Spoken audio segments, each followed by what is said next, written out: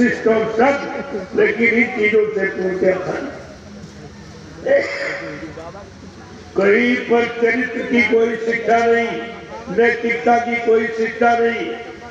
जब इस तरह की शिक्षा समाप्त हो जाएगी तो मानव इंसान के अंदर धर्म और मानवता इंसानियत कैसे रहेगी, ये आपको सोचना पड़ेगा। अब चारों तरफ हाहाकार मचा हुआ। बाबा जी ने आपसे क्या कहा था? आगे ऐसा समय आ रहा, बच्चा त्राईमान को राम बचे, होगी जन जन में क्रांति, हम तुम्हें दिखा देंगे, सब धर्म लड़ेंगे आपस में, हम तुम्हें दिखा देंगे, राजा रैयत लड़ जाएगी, हम तुम्हें दिखा दें, भाई भाई लड़ जाएगा, पिता पुत्र लड़ जाएगा, पत्नी लड़ जाएंगे, यहाँ तक हिंदू मुसलमान सिख ईसाई लड़ जाएंगे, ब्राह्मण क्षत्रिय वैश्य सर्जन ये सब लड़ जाएंगे, मंदिर और मस्जिद पे आपस में टकरा जाएंगे। ये ऐसा समय हम तुमको लाके दिखा देंगे और ये सब आपके सामने होगा। और फिर भी आपको बाबा जी की बात नहीं सुनते, या और किसी संत महात्मा ने ऐसा कहा, या कोई कह रहा है, ये आगे कोई कह सकेगा? इतनी बुलंद आवाज और तुम्हारे पास उनकी कोई आवाज नहीं। उन्होंने इतना परिचय दिया कि हिंदुस्तान में किसी संत महात्मा, किसी अवतारी शक्ति ने भी अपना इतना परिचय नहीं दिया। बाबा जी ने हिंदुस्तान का कोई प्रांत, कोई जिला, तहसील, ब्लॉक, शहर, कस्बा, गरीब कुछ छोड़ा नहीं, जहाँ पर अपने आने की, काम करने की, जगह नाम की, परिवर्तन की, आवाज की जानकारी ना दी हो। फिर आप भूल कैसे?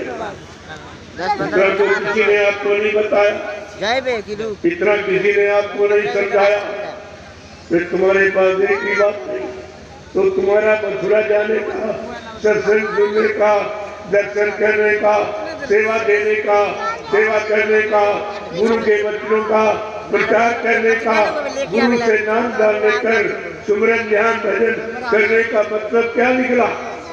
सब झूठ, सब धोखा। क्या गुरु ने धोखा देने के लिए आपको नाम डाल दिया था? क्या आप लोगों ने गुरु से धोखा पाने के लिए नाम डाल दिया था? जब बाबा जी ने नाम डाल दिया तब भी ये वादा किया था कि बच्चा, मैं अजर अमर देश से आया हूँ, जब तक इन जीवात्माओं को अजर अमर देश नहीं पहुँचा लूंगा, मैं चैन से बैठने वाला नहीं हूँ। जब तक मेरा एक भी जीव यहाँ रहेगा, मैं बराबर मौजूद रहूंगा।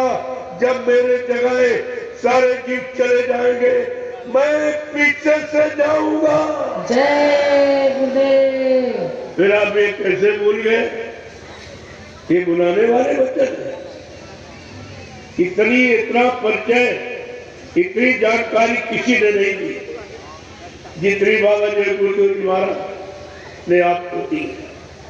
उन्होंने कहा, मैं परिवर्तन करने आया हूँ, परिवर्तन करके ही जाऊंगा।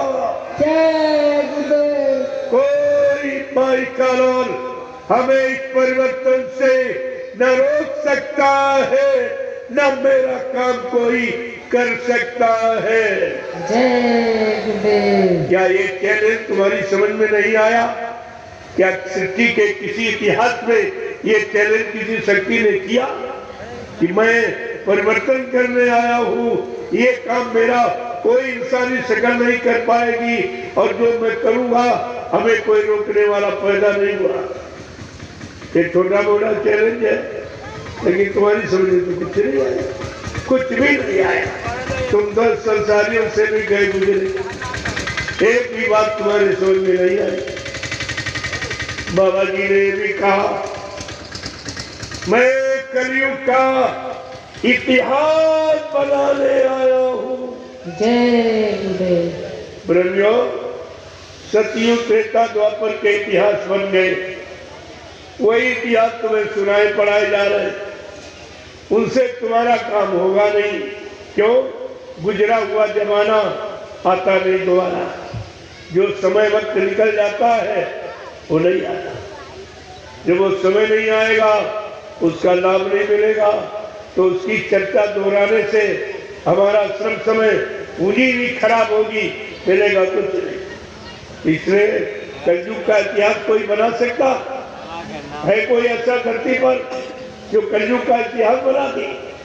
और बाबा जी ने वादा किया, मैं कलयुग का इतिहास बनाने आया हूँ, ऐसा इतिहास बनाऊंगा जो भूते न भविष्यते, सतयुग त्रेता द्वापर के लोग अपने अपने युग का इतिहास पढ़ना भूल जाएंगे। जय गुरुदेव। मैं ऐसा चमत्कार करके दिखाऊंगा जिसको हिंदुस्तानी नहीं सारा विश्व नमस्कार करेगा। जय गुरुदेव। क्या ऐसा किसी ने कहा है? सतयुग त्रेता द्वापर का इतिहास उठाइए तो आपको शक्ति की पहचान हो जाएगी। इस तरह की अद्वितीय विलक्षण शक्ति कभी नहीं आई। अनामी महाप्रभु कभी आया ही नहीं। यहाँ पर गुरु आए, संत आए, सदगुरु आए, लेकिन अनामी महाप्रभु कभी नहीं आया। ये तो पहली बार आए।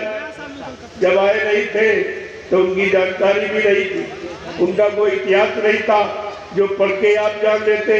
इसलिए बाबा जी को अपना परिचय खुद देना पड़ा कि मैं किस काम के लिए आया हूँ और कौन सा काम करके जाऊंगा। न बाबा जी को किसी ने वहां से भेजा और न यहाँ से कोई उनको ले जा सकता। उन्होंने स्पष्ट कहा कि बच्चा, न मुझे कोई मार सकता, न मुझे कोई धोखा दे सकता, न मुझे कोई धन दौलत सामान से खरीद सकता। मैं अपना काम करने आया हूँ, काम करके ही जाऊंगा। जय गुरुदेव। कहा था गांधी महात्मा चूक गए, लेकिन बच्चा मैं चूकने वाला नहीं। वो गोली